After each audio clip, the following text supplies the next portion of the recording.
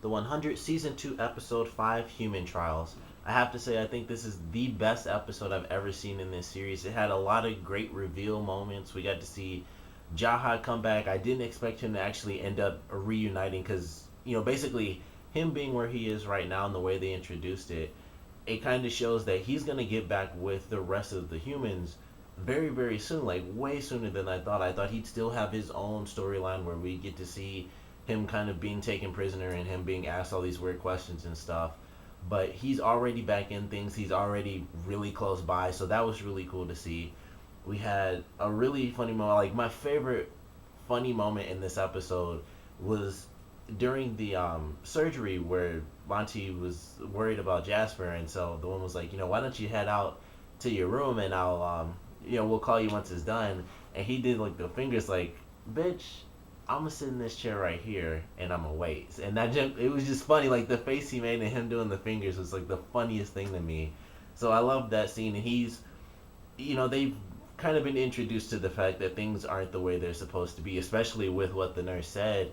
And that was one of the things I loved about this episode, was seeing some of the stuff that they were doing. We got to see the Cerberus program and how they're actually being made into soldiers. That's what that does, and the only way they can get that is, of course, through the Mountain Men. And so they give them this drug, and it's like whoever's the strongest will be used as a soldier, and your reward for killing off our enemies is you get to come back home and we shoot this crazy drug into you that you're craving. So we get to learn what it's about and exactly what they're doing. And the guy who's behind that is actually the president's son, and he's also the chief of security and stuff. So that was interesting. I love how they did that, and they did it through really scientific ways. I think it's called Pavlov's dog, and the thing is that he would ring this bell and give the dog food. So whenever he would ring the bell and they would do it like that, the dog would eventually think that hearing this bell meant I'm gonna get food, and so that's how they did it. Except they did it with pain and the noise.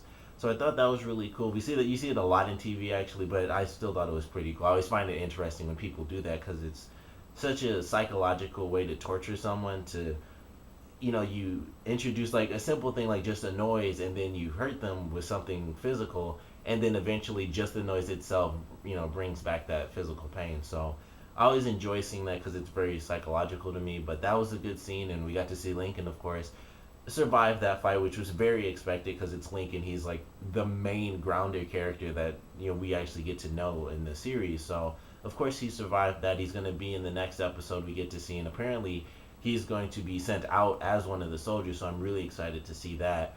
We got to see the stuff at Camp Jaha, which was pretty good, and Abby kind of freaking out. She got her daughter back, and it's like, I don't want you to go. And of course, Clarke takes off. That's kind of what she does. She wants to get her people back, so she takes off and she leaves with Bellamy and Octavia.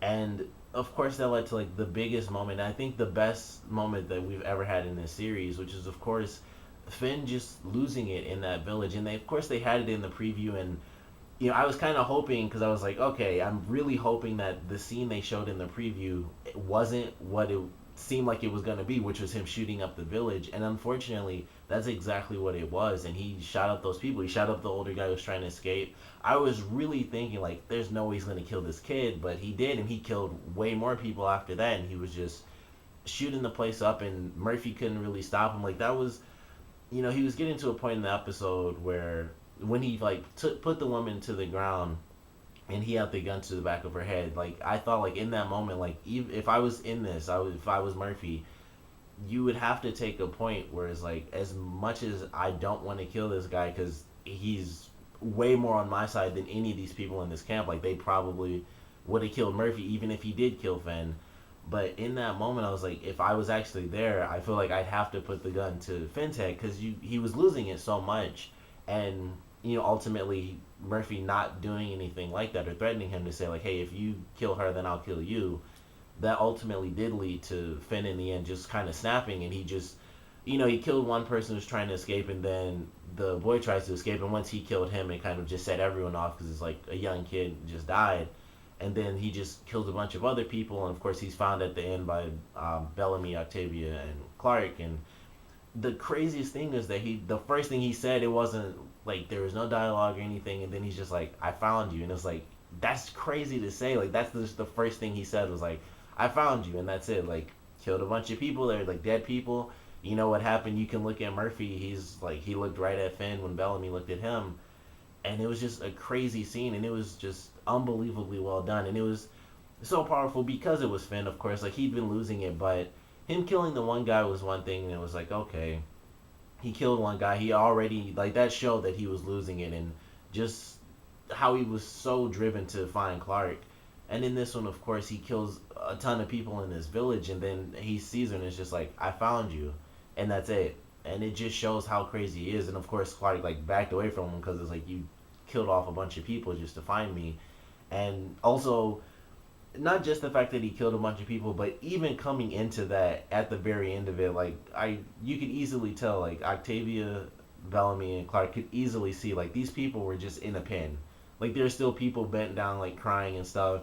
They're in a metal gate. It's like they clearly weren't doing anything but running, and you can look around and just see like they aren't really they aren't doing anything to really attack these guys, and Finn kind of just took them out. So it was a very powerful moment that I really love. Like I said, I personally think it is the most powerful thing we've seen in the show. That's for me. Of course, you guys can let me know, but I love this episode. It was really great. It had, like I said, the great funny moments, great dramatic moments, a lot of crazy stuff with the Mountain Men and them, possibly going on to the rest of the people they have. They did the stuff with Jasper, and it's exactly what they did with the Mountain Men. And I think, honestly, it's the exact same thing. It's like, well, we already have 42 people. Now we don't have to go out and hunt a bunch of Mountain Men. And I think that's really what the main plan is. Because honestly, if it's the same thing, it's no big deal. But, people aren't exactly going to subjugate themselves to just be like, blood reserves